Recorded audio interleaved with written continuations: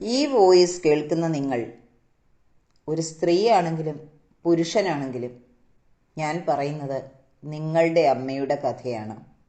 ഇത് കേൾക്കണം. നിങ്ങളുടെ അമ്മ നിങ്ങൾക്ക് വേണ്ടി എന്തെല്ലാം സഹിച്ചു എന്ന് നിങ്ങൾ അറിയണം. അറിഞ്ഞേ മതിയാവുള്ളൂ. ഇന്നത്തെ ഈ വീഡിയോ ഞാൻ മുൻകൂട്ടി പ്ലാൻ ചെയ്തതല്ല. ഇന്നലെ രാത്രി 2-3 മെസ്സേജുകൾ ഞാൻ കാണാതെ കണ്ട് കിടന്നിരുന്നു. നേരം വെളുത്ത് എഴുന്നേറ്റ് കഴിഞ്ഞപ്പോഴാണ് ഞാൻ കാണുന്നത്. അത് ചില അമ്മമാരെനിക്ക് അയച്ച മെസ്സേജുകളാണ്. അത് കേട്ട് ഞാൻ കുറച്ചു നേരം ആലോചിച്ചിരുന്നു പോയി. കാരണം അവർ പറഞ്ഞത് ഏതാനും വീടുകളുടെ മാത്രം കഥയല്ല. ഇന്ന് സാധാരണക്കാരായ അനേകം വീട്ടമ്മമാർ അനുഭവിക്കുന്ന യാഥാർത്ഥ്യമാണ്. മാത്രമല്ല, നമ്മുടെ ഓരോ അമ്മമാരും അനുഭവിച്ചിരുന്ന കാര്യങ്ങളുമാണ്. അതുകൊണ്ടാണ് ഇവിടെ ഈ അമ്മമാരോട് ചില കാര്യങ്ങൾ ഉറക്കെ വിളിച്ചു പറയണം എന്നെനിക്ക് തോന്നിയത്. ആ അമ്മ ചിലപ്പോൾ നിങ്ങളാവാം, നിങ്ങളുടെ പങ്കാളിയാവാം, സഹോദരിയാവാം, അമ്മയാവാം, ആരുമായിക്കൊള്ളട്ടെ. പക്ഷേ അമ്മമാരറിയേണ്ട കുറച്ചേറെ കാര്യങ്ങളുണ്ട്. പല വീടുകളിലും നമ്മൾ പ്രശ്നമായി കാണുന്നത് മക്കളെയാണ്. പക്ഷേ യഥാർത്ഥ പ്രശ്നം എല്ലായ്പ്പോഴും മക്കളല്ല. നല്ല അമ്മയായിരിക്കണം എന്ന പേരിൽ സമൂഹവും കുടുംബവും നമ്മളിൽ ചാർത്തി വെച്ച ചില മാതൃത്വ പാറ്റേണുകളാണ് പലപ്പോഴും അമ്മയെയും മക്കളെയും അച്ഛനെയും കുടുംബത്തെയും ഒരേപോലെ വേദനിപ്പിക്കുന്നത്. എല്ലാവരും ഉറങ്ങിയതിന് ശേഷം അടുക്കളയിലെ വെളിച്ചമണച്ച് ഹാളിലെ ആ ചെറിയ വെളിച്ചത്തിൽ ഒറ്റയ്ക്കിരിക്കുന്ന ഒരമ്മയുണ്ട്. പകൽ മുഴുവൻ അവർ ഓടുകയായിരുന്നു. ഈ ഒരു കാര്യം പറയുമ്പോൾ തന്നെ ഞാൻ ആലോചിക്കുന്നത് എൻ്റെ അമ്മയെക്കുറിച്ചാണ്. രാവിലെ 5 മണിക്ക് എഴുന്നേൽക്കുന്നത് മുതൽ ഭർത്താവിൻ്റെ ചായ, കുട്ടികളുടെ ടിഫിൻ ബോക്സ്, വീട്ടിലെ മുതിർന്നവരുടെ മരുന്ന്, അലക്കിയിടേണ്ട വസ്ത്രങ്ങൾ. ജോലിക്ക് പോകുന്ന അമ്മയാണെങ്കിൽ ഓഫീസിലെ ടെൻഷൻ, വീട്ടിൽ നിൽക്കുന്ന അമ്മയാണെങ്കിൽ ഒരിക്കലും തീരാത്ത വീട്ടുജോലികൾ. എന്നിട്ടും അവരോട് ആരും ചോദിച്ചില്ല, നീ തളർന്നോ? ആരും പറഞ്ഞില്ല, ഇന്ന് ഇത്രയും ചെയ്തത് മതി, നീ മടുത്തില്ലേ, വരൂ നമുക്ക് അല്പസമയം മിണ്ടിയും പറഞ്ഞു ഇരിക്കാം. അവർ തളർന്നിരിക്കുന്നു. അവരുടെ ശരീരം മാത്രമല്ല, മനസ്സും. വൈകുന്നേരമാവുമ്പോൾ ആ തളർച്ചയുടെ മുഴുവൻ ഭാരവുമായിട്ടായിരിക്കും അവർ കുട്ടിയുടെ അടുത്തെത്തുക പഠിപ്പിക്കാൻ. ആദ്യത്തെ 5 മിനിറ്റ് എല്ലാം ശരിയായിരിക്കും. പിന്നെ കുട്ടിയുടെ ശ്രദ്ധയൊന്ന് മാറും. അവരുടെ ഉള്ളിൽ കടലിരമ്പുന്നത് പോലെ വേദനകൾ കിടന്ന് തുള്ളിക്കളിക്കുമ്പോൾ തീർച്ചയായിട്ടും കുട്ടിയുടെ ശ്രദ്ധ എങ്ങനെ മാറാതിരിക്കുക? കുട്ടി അക്ഷരം ഒന്ന് തെറ്റിക്കും, എഴുതാൻ മടിക്കും, പുസ്തകത്തിലേക്ക് നോക്കാതെ പുറത്തേക്കൊന്ന് നോക്കിയെന്നിരിക്കും. അപ്പോഴായിരിക്കും ആ സ്ഫോടനം ഉണ്ടാവുന്നത്. എത്ര തവണ പറഞ്ഞു തരണം? നിനക്കൊന്നും അറിയില്ലേ? ഇത്രയും നേരം ഞാൻ പറയുന്നത് എന്തിനാണ്? ഞാൻ മടുത്തു നിന്നെ കൊണ്ട്. ശബ്ദം ഉയരും, വഴക്ക് കൂടും, ചിലപ്പോൾ നിയന്ത്രണം വിട്ടുള്ള പെരുമാറ്റവും സംഭവിക്കും. ആ നിമിഷം അവർക്ക് സ്വയം നിയന്ത്രിക്കാൻ കഴിയുകയില്ല. അവർക്കതറിയുകയും ചെയ്യാം. അവരുടെ ഉള്ളിലറിയാം, എനിക്കിത് നിയന്ത്രിക്കാൻ പറ്റുന്നില്ല എന്ന്. കുട്ടി തെറ്റുകാരനല്ലെന്നറിയാം. പക്ഷേ രാവിലെ മുതൽ ഉള്ളിൽ കെട്ടിക്കിടക്കുന്ന എല്ലാ സങ്കടവും ദേഷ്യവും അവഗണനയും ആരോടും പറയാൻ കഴിയാത്ത പല കാര്യങ്ങളും നിസ്സഹായതയും ഇതെല്ലാം കൂടി ചെന്ന് വീഴുന്നത് ആരുടെ മേലാണ്? ചെറിയ കുട്ടിയുടെ മേല്. കുട്ടി ഒന്നും മിണ്ടാതിരുന്ന് കരയും, പേടിച്ച് വിറച്ച് പുസ്തകത്തിലേക്ക് നോക്കും. അവിടെ തീരും പഠനം. ആ കുട്ടിയുടെ പഠിക്കാനുള്ള മൂഡ് മാത്രമല്ല, ആത്മവിശ്വാസം കൂടിയാണ് അവിടെ തകരുന്നത്. അവന് പിന്നീട് എന്ത് പറഞ്ഞാലും, എത്ര ആവർത്തിച്ചു കൊടുത്താലും, എത്ര സിമ്പിളാക്കി പറഞ്ഞു കൊടുത്താലും ഒന്നും മനസ്സിലാവില്ല. കാരണം കുട്ടിയുടെ മാനസികാവസ്ഥ അവിടെയാണ് എത്തി നിൽക്കുന്നത്. ഇവിടെ യാഥാർത്ഥ്യത്തിൽ അമ്മയ്ക്ക് സംഭവിച്ചത് എന്താണ്? അവന് തോന്നുന്നത് മറ്റൊന്നായിരിക്കും. ഞാൻ മോശമായ കുട്ടിയായതുകൊണ്ടാണ് ഈ അമ്മയ്ക്ക് എന്നെ ഇഷ്ടമില്ലാത്തത്.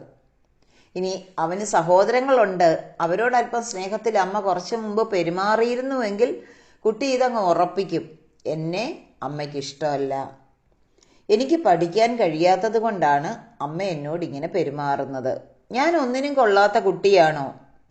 അമ്മയുടെ ക്ഷീണത്തിന്റെ അർത്ഥം കുട്ടിക്ക് അറിയില്ലല്ലോ. അമ്മ വായ തുറന്ന് കുഞ്ഞിനോടൊന്നും പറഞ്ഞിട്ട് പോലുമില്ല എനിക്ക് ക്ഷീണമുണ്ടെന്ന്. എത്ര അമ്മമാരാ അവരുടെ പ്രശ്നം മക്കളോട് പറയാറുള്ളത്? നിങ്ങൾ പറയാറുണ്ടോ? ഉണ്ടെങ്കിൽ കമൻറ്റ് ബോക്സിൽ ഒന്ന് രേഖപ്പെടുത്തിക്കേ.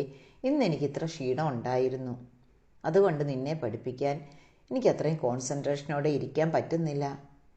ഞാൻ ഓർക്കുന്നുണ്ട്, എനിക്ക് പഠിക്കേണ്ട സമയത്ത് എൻ്റെ അമ്മ എത്ര തളർന്നിട്ടാണെങ്കിലും പഠനമേശയുടെ അടുത്ത് ഫ്ലാസ്കിൽ കട്ടൻ കാപ്പിയുമായിട്ട് കുത്തിയിരിക്കും. ഞാൻ ചോദിക്കാറുണ്ട്, അമ്മേ കിടന്നുറങ്ങണ്ടേ? അമ്മ ഉറങ്ങിക്കോളൂ. അപ്പം അമ്മ പറയും, ഞാനിങ്ങനെ ഇരിക്കുമ്പോൾ നിനക്ക് പഠിക്കാൻ തോന്നുന്ന ആ ഒരു സന്തോഷം ഞാൻ കിടന്നുറങ്ങിയാൽ തോന്നില്ല കുഞ്ഞെ, ഞാനിവിടെ ഇരുന്നോളാം. അമ്മ ഇരുന്ന് ഉറക്കം തോന്നും. പക്ഷേ എങ്ങനെയാ അതുപോലെ ഇരുന്ന നമ്മുടെ അമ്മമാർക്ക് നമ്മൾ നന്ദി പറയുക, അല്ലേ? പക്ഷേ കുഞ്ഞ് വേദനിക്കുന്നത് നമ്മൾ അറിയാറുണ്ടോ? കുറച്ചു കഴിഞ്ഞു, രാത്രിയായി, കിടന്നുറങ്ങുകയാണ് എല്ലാവരും. പക്ഷേ കുട്ടിയും ഉറങ്ങുമായിരിക്കും.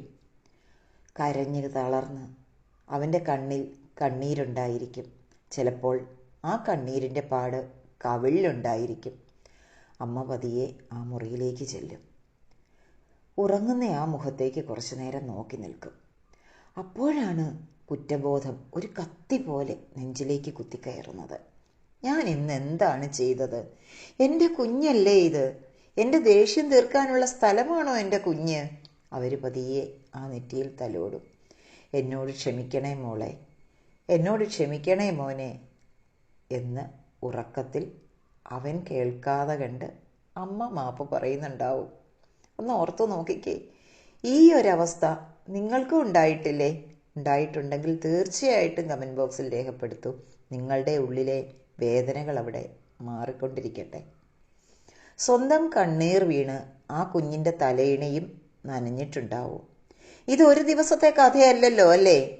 എല്ലാ ദിവസവും ഇത് തന്നെയാണ് നടക്കുന്നതെങ്കിൽ പകൽ ദേഷ്യപ്പെടുന്ന അമ്മ, രാത്രി കരയുന്ന അമ്മ, നിങ്ങൾ ഇമോഷണലി സ്റ്റേബിൾ ആണോ? രാവിലെ വീണ്ടും പഴയ പോലെ ഓടിത്തുടങ്ങേണ്ട അമ്മ, എത്ര താമസിച്ചാണ് ഉറങ്ങിയതെങ്കിലും എഴുന്നേക്കേണ്ട സമയത്ത് എഴുന്നേക്കാതെ ഇരുന്നാൽ അമ്മയ്ക്ക് ആ വീട്ടിലെ കാര്യങ്ങൾ മുന്നോട്ട് കൊണ്ടുപോകാൻ സാധിക്കുകയില്ല.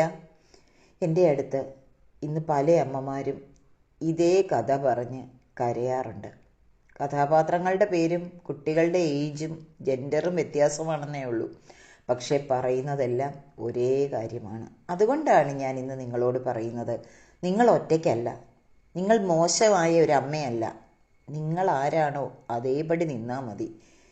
നിങ്ങൾ വെറും വളരെ തളർന്നു പോയ ഒരു മനുഷ്യ സ്ത്രീയാണ്. പക്ഷെ അമ്മയായപ്പോൾ ഒരു മനുഷ്യനായി തളരാനുള്ള അവകാശം പോലും നിങ്ങൾക്കാരും നൽകിയില്ല. നിങ്ങൾ പോലും എപ്പോഴും ക്ഷമയോടെ നിൽക്കണം, എപ്പോഴും കുടുംബത്തെ മനസ്സിലാക്കണം, എപ്പോഴും കുട്ടിയുടെ ആവശ്യങ്ങൾ ആദ്യം കാണണം, സ്വന്തം വേദന പിന്നിലേക്ക് മാറ്റണം. ഇതാണ് നമ്മളിൽ ചാർത്തി വെച്ച മാതൃത്വത്തിൻ്റെ അപകടകരമായ പാറ്റേൺ. അമ്മ തളർന്നാലും പറയരുത്, അമ്മ കരഞ്ഞാലും ആരും കാണരുത്, അച്ഛൻ പോലും. അമ്മയ്ക്ക് ദേഷ്യം വന്നാലും അതില്ല എന്ന് അഭിനയിക്കണം. പക്ഷേ അടച്ചുവെച്ച വികാരങ്ങൾ ഒരിക്കലും ഇല്ലാതാകില്ല. അത് മറ്റൊരു സമയത്ത് പലപ്പോഴും കുട്ടിയുടെ മുന്നിൽ പൊട്ടിത്തെറിയായി നിങ്ങളുടെ വീട്ടിൽ തന്നെ സംഭവിക്കാറുണ്ട്, അല്ലേ? പ്രിയപ്പെട്ട അമ്മേ, പ്രിയപ്പെട്ട അമ്മമാരെ, ഇവിടെ നമുക്ക് ഒരു പ്രധാന സത്യം മനസ്സിലാക്കണം. കോൺഷ്യസ് പേരൻറ്റിങ് എന്ന് പറഞ്ഞാൽ ഒരിക്കലും ദേഷ്യപ്പെടാത്ത പെർഫെക്റ്റ് അമ്മയാവുക എന്നതല്ല. നിങ്ങൾ ആരാണോ അതേപടി മതി നിങ്ങളെ നിങ്ങളുടെ കുട്ടിക്ക്. ദേഷ്യം വന്നാൽ അതിൻ്റെ ഉത്തരവാദിത്തം എങ്ങനെ ഏറ്റെടുക്കണമെന്നറിയുന്ന അമ്മയാവുക എന്നതാണ് പ്രധാനം. തെറ്റ് സംഭവിച്ചാൽ അതെങ്ങനെ തിരുത്തണം എന്നറിയുന്ന അമ്മയാവുക. കുട്ടികൾക്കൊരിക്കലും പെർഫെക്റ്റായ അമ്മയെ വേണ്ട, അവരോടൊപ്പം നിൽക്കുന്ന, അവരെ ചേർത്ത് പിടിക്കുന്ന അമ്മയെയാണ് അവർക്ക് ആവശ്യം. നിങ്ങൾക്കും അങ്ങനെ ആയിരുന്നില്ലേ? നിങ്ങളുടെ ബാല്യത്തിലോട്ടൊന്ന് പോയേ. ഒരു പേപ്പർ എടുത്ത് എഴുതിക്കേ. നിങ്ങളുടെ ബാല്യത്തിൽ എന്താണ് സംഭവിച്ചത്? എവിടെയാണ് നിങ്ങൾക്ക് വേദനകൾ വന്നത്? ഇതും നിങ്ങളെ ഒരുപാട് വേദനകൾ റിലീസ് ചെയ്യാൻ സഹായിക്കും. എഴുതി നോക്കൂ. എന്നിട്ട് കമൻറ്റ് ബോക്സിലേക്ക് നിങ്ങളുടെ അഭിപ്രായം എഴുതുക.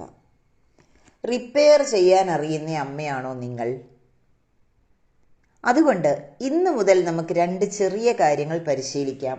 പഠിപ്പിക്കാനിരിക്കുന്നതിന് മുൻപ് 1 മിനിറ്റ്, കുട്ടിയെ പഠിക്കാൻ വിളിക്കുന്നതിന് മുൻപ്, അടുക്കളയിൽ തന്നെയോ നിങ്ങളുടെ ബെഡ്റൂമിലോ മുറ്റത്തോ എവിടെയാണെങ്കിലും 1 മിനിറ്റ് നിങ്ങളെ സ്വയം ശ്രദ്ധിക്കുക.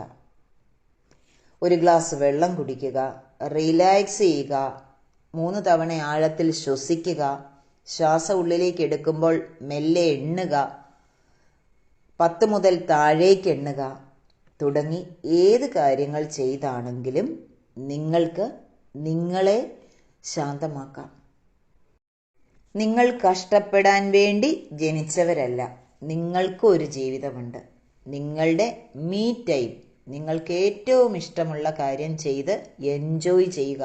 അതൊരു പാട്ട് കേൾക്കുന്നതാണെങ്കിലും, ഒന്ന് ഡാൻസ് കളിക്കുന്നതാണെങ്കിലും, ഒരു ചിത്രം വരയ്ക്കുന്നതാണെങ്കിലും, 2 വരി എഴുതുന്നതാണെങ്കിലും എന്തു ആയിക്കൊള്ളട്ടെ. ഒരു പൂന്തോട്ടം നിർമ്മിക്കുന്നതാണെങ്കിലും നിങ്ങളുടെ ഇഷ്ടം അതാണെങ്കിൽ നിങ്ങളത് ചെയ്യണം. കുഞ്ഞിൻ്റെ അമ്മയായി എന്നതുകൊണ്ട് നിങ്ങൾക്കൊന്നിനും വിലക്ക് കൽപ്പിച്ചിട്ടില്ല കേട്ടോ. നിങ്ങളെ നിങ്ങൾ സന്തോഷിപ്പിച്ചിരുത്തിയെങ്കിൽ മാത്രമേ നിങ്ങൾക്ക് കുഞ്ഞിനോട് ഏറ്റവും നന്നായി ഇടപെടാൻ സാധിക്കുകയുള്ളൂ. നിങ്ങൾ തളർന്നിരിക്കുമ്പോൾ കുട്ടിയെ പഠിപ്പിക്കാൻ പോകണ്ട. ഇതെൻ്റെ പ്രത്യേക നിർദ്ദേശമാണ്. കുട്ടി പഠിച്ചില്ലെങ്കിലും ശരി, നിങ്ങൾ തളർന്നിരിക്കുമ്പോൾ യാതൊരു കാരണവശാലും കുഞ്ഞിനെ പഠിപ്പിക്കാൻ പോകരുത്. കുഞ്ഞിന് പരീക്ഷയാണെങ്കിൽ പോലും. കാരണം കുട്ടി പഠനത്തെ വെറുക്കും.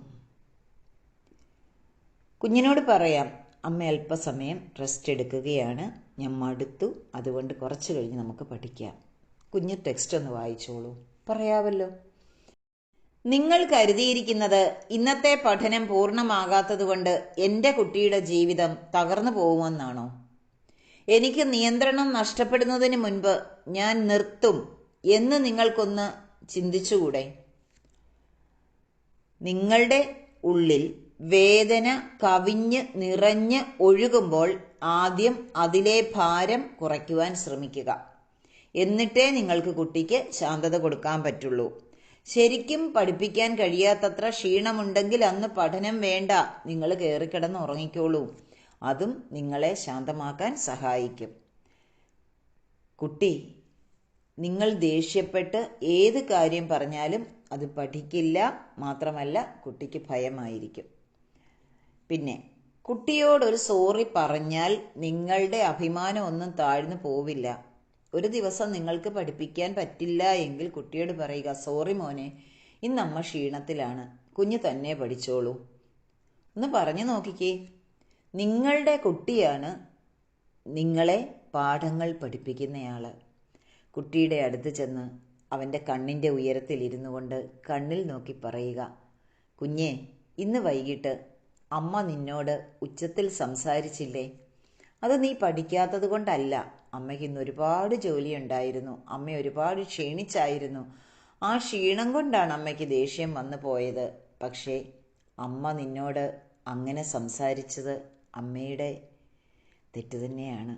സോറി കുഞ്ഞേ. എന്തായാലും നീ അമ്മയുടെ കുഞ്ഞല്ലേ, നാളെ നമുക്ക് ശരിയാക്കാമെല്ലാം. ഞാൻ എത്രമാത്രം നിന്നെ സ്നേഹിക്കുന്നുവെന്ന് നിനക്കറിയാമോ? നിങ്ങൾക്ക് സംസാരിക്കാൻ പറ്റുമോ? കുഞ്ഞിനോടൊരു സോറി പറയാൻ പറ്റുമോ? ഇതിനു മുൻപ് വഴക്കുണ്ടാക്കിയിട്ടുണ്ടെങ്കിൽ നമ്മൾ തെറ്റുതിരുത്തുകയും ബന്ധം കൂടുതൽ ശക്തമാക്കുകയും ചെയ്യുമ്പോഴാണ് കുട്ടികൾ നമ്മളെ കണ്ടു വളരുന്നത്. കുട്ടിയെ നിയന്ത്രിക്കുന്നതിന് മുൻപ് സ്വന്തം വികാരത്തെ തിരിച്ചറിയുക എന്നതാണ് കോൺഷ്യസ് പേരൻറ്റിങ്ങിൻ്റെ ബേസ്മെൻറ്റ്. കുട്ടിയെ മാറ്റാൻ ശ്രമിക്കുന്നതിന് മുൻപ് വീട്ടിലെ പാറ്റേൺ തിരിച്ചറിയുക. പാറ്റേൺ തിരിച്ചറിയാൻ ശ്രമിക്കുന്നതിന് മുൻപ് നിങ്ങൾ ആരാണെന്ന് തിരിച്ചറിയുക. പെട്ടെന്ന് ദേഷ്യപ്പെടുന്ന അമ്മയാണോ അതോ കുട്ടിയുടെ അഭ്യുദയകാംക്ഷിയായ അമ്മയാണോ? ഇത് മാത്രം ചിന്തിച്ചാൽ മതി. നമുക്ക് നാളെ വേറൊരു വിഷയത്തിൽ കാണാം.